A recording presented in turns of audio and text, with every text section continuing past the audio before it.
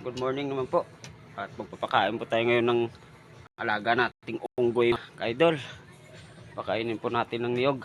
Kasi po mga ka-idol kasi kanina po napakain ko na po siya. Ayan po. Yan. Yung alaga ng unggoy mga ka-idol. Sobrang cute niya po mga ka-idol. At papakain po natin sa kanya ngayon ay yung biniyak na niyog mga ka-idol. Ayan.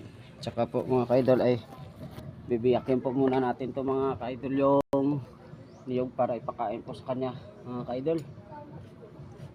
Yan. So ay kuskusin na po natin to. Ito.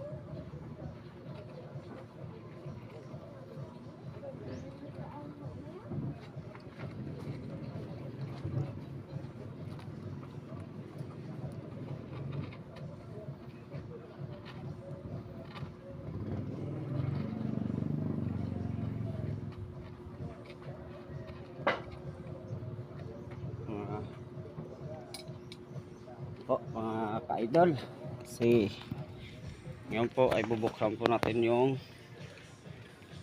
pintuan mga ka-idol.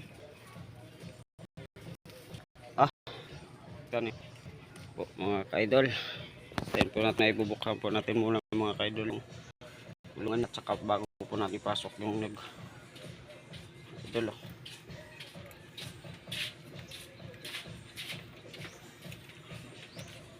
Ito po yung alaga ko po mga ka-idol. Isang piraso lang po ito siya.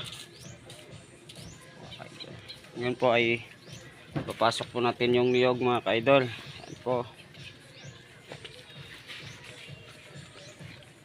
Ito na.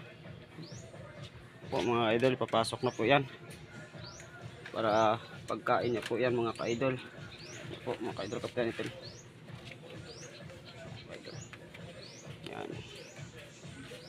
Kainin niya lang yan po yan mga ka-idol. Hintay-hintay na po natin ay mabubusog na po yan mga ka-idol. Maya. Sisarado po muna natin mga ka-idol. Kasi yung niyog po kasi idol ay paborito niya po to ka-idol yan.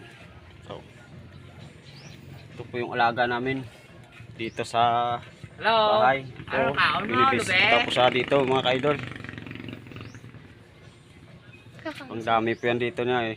Ito lang po isang piraso muna. Kaon. Po yung pagkain po iniipon niya po sa ilalim ng kanyang bunganga. Yan po mga ka-idol. Yan. Po mga ka-idol. Po yung pagkain na yan po umaya ay kakainin niya po yan.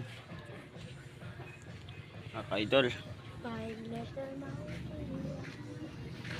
At maya po ay lalagyan po natin ng tubig yan mga ka-idol. At hanggang dito na po mga idol. Bye bye.